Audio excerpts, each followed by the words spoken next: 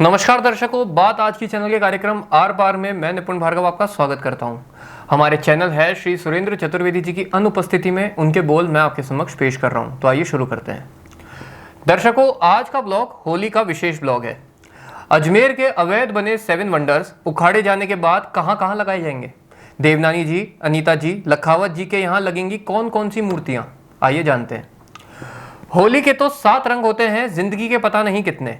रंगों के इस मौसम में कहते हैं कि किसी को बुरा नहीं मानना चाहिए, फिर भी यदि कोई बुरा मान जाए तो क्या किया जा सकता है? आज का ब्लॉग होली के 7 रंगों को समर्पित है। यदि किसी को कोई बात बुरी लगे तो इसे मैं उस शख्स की बेवकूफ़ी ही कहूँगा। ऐसे में भी यदि किसी को बुरा लग जाए तो उससे यही कहूँगा कि भाई जो उखाड़ना है उखाड़ ले, मेरे खेत में तो मूलियाँ उखाड़ने के लिए ही बोई गई हैं। मेरे स्मार्ट सिटी अजमेर में इन दिनों उखाड़ने की होड़ मची हुई है। जिसे देखो वह किसी न किसी की उखाड़ने में लगा हुआ है। सर्वोच्च न्यायालय के आदेश ने नगर निगम और विकास प्राधिकरण की जड़ें उखाड़ने का अभियान चला रखा है। मूंछों पर ताव देने वाला प्रशासन खुद अपनी ही जमाई हुई खाटे उखाड़ रहा है। 7 वंडर्स की मूर्तियां और 7 वंडर्स को उखाड़ा जाएगा। होली वाला मेरा पहला सवाल यह है कि उखाड़ी हुई इन 7 आश्चर्यजनक प्रतिमूर्तियों को उखाड़ने के बाद कहां लगाया जाएगा?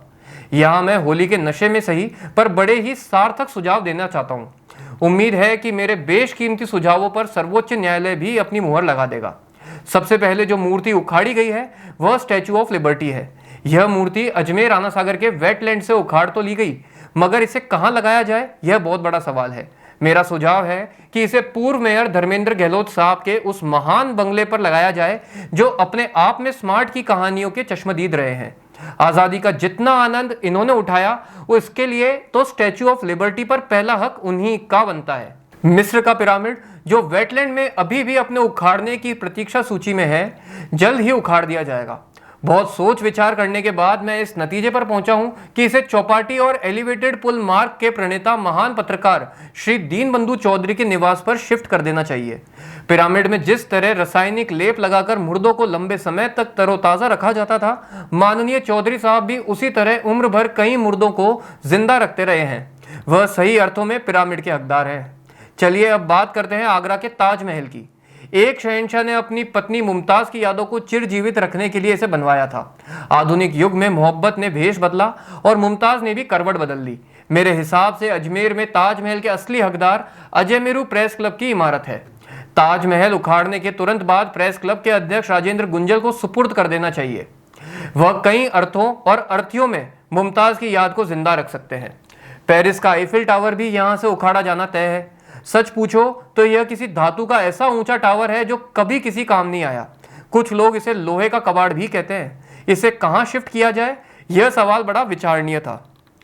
कोई कबाड़ी टाइप का व्यक्ति ही इसका हकदार हो सकता है। यदि आप सब सहमत हो तो हम इसे ओंकार सिंह लखावत जी के कचहरी रोड वाले निवास पर शिफ्ट करवा सकते हैं। 7 वंडर्स अजमेर में एक और प्रतिमूर्ति पीसा की झूलती हुई मीनार है। इसे भी तोड़ा जाना तय है। मेरे हिसाब से इस समय हमारी महान विधायक अनीता बदेल का निवास इसके लिए सब तरह से उपयुक्त है। उनकी सियासती स्थिति वास्तव में इसी मीनार जैसी है। कभी मंत्री हुआ करती थी, इस बार हम तो उनको मुख्यमंत्री भी मानकर चल रहे थे, फिर उप मुख्यमंत्री पर रुके। अब सोच रहे हैं कि मंत्रिमंडल के विस्तार में वह कम से कम कोई मंत्री तो बना दी जाए, झूलती मीनार कहीं तो टिके।